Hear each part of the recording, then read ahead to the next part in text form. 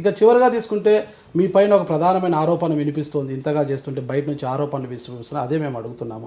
కంచ ఐలయ్య గారు క్రైస్తవ మతాన్ని ప్రోత్సహిస్తున్నారు, అందుకోసమే ఇలా చెప్పాలంటే క్రైస్తవ మతానికి ఒక బ్రాండ్ అంబాసిడర్గా కూడా కొనసాగుతున్నారు, హిందూ మతాన్ని దెబ్బతీయడానికి ఇలాంటి ప్రచారాలు చేస్తున్నారు ఆయన, అందుకు అంతర్జాతీయ క్రైస్తవ మిషనరీస్ నుంచి కూడా పెద్ద ఎత్తున ఫండింగ్ వస్తుంది అనే ఆరోపణలు కూడా చేస్తున్నారు.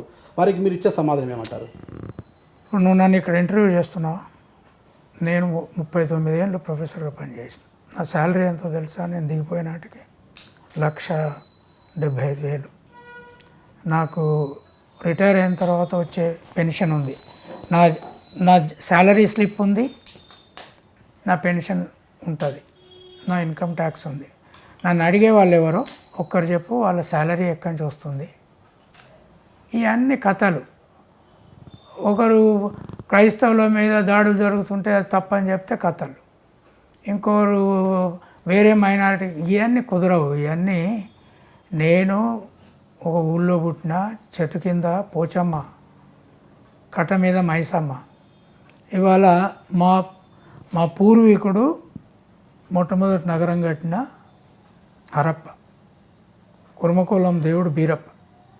కనుక ఇవన్నీ మీకు ఏం తెలియవు. ఏమన్నా క్రిస్టియన్ అంటారు. బయట వస్తున్న ఆరోపణలు అది చేయనియండి. నేను అనేది ఏంటంటే ఆరోపణలను మీరు ఒకటే అడగండి, ఎవరైతే చేస్తున్నారో మీకు నెలకు ఎంత జీతం వస్తుంది, మీకు స్లిప్ ఉందా, శాలరీ స్లిప్, లేదా డొనేషన్లు ఉన్నాయా, వాళ్ళది నాది కంపేర్ చేసుకుందాం ఒకరోజు. ఇకపోతే దశాబ్దాల కాలంగా రాష్ట్రాన్ని పాలిస్తుంది రెండే కులాలు, రెడ్డి కమ్మ కులాలు పాలిస్తూనే ఉన్నారు. వారిపైన ఐలయ్య రచనలు ఎందుకు సాగడం లేదు, వారిపైన రచనలు సాగిస్తే వారు ఏమైనా దాడులు చేస్తారనే ఒక భయంతో మేమేమి చేయలేం కాబట్టి మా పైన రచనలు చేస్తున్నారనేసి ఈ కోమట్లు కావచ్చు, బ్రాహ్మణులు కావచ్చు, వీళ్ళంతా కూడా ఆరోపణలు చేస్తున్నారు. వాళ్ళు నాలుకలకు వస్తూ ఉంటున్నారు, రోడ్డు మీద నరుకుతూ ఉంటున్నారు, ఇంకేం చేయాలి వాళ్ళు. తర్వాత కమ్మలు రెడ్లు, ఇక్కడ ఒక అమ్మ సినిమా ఇండస్ట్రీని ఉంటే ఇంకొక అమ్మ కూలి చేస్తున్నాడు ఊళ్ళో.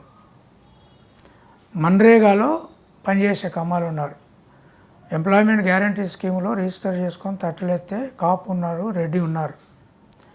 ఉత్పత్తితో ఉన్న కులాలు వేరు, ఉత్పత్తి బయట ఉన్న కులాలు వేరు. దాని మీద అక్కడ గీత గీసాం, చర్చ నడుస్తుంది. భయం ఇంత సంఘటన జరుగుతున్నాడు, మీకు థ్రెట్ ఉందని ఏమన్నా మీరు ఫీల్ అవుతారు? రెగ్యులర్గా ఉంది, ప్రొటెక్షన్ అడిగినా ఇంతవరకు ఏమి వాళ్ళ రక్షణ ఎలా అంటారు మీకు అసలు?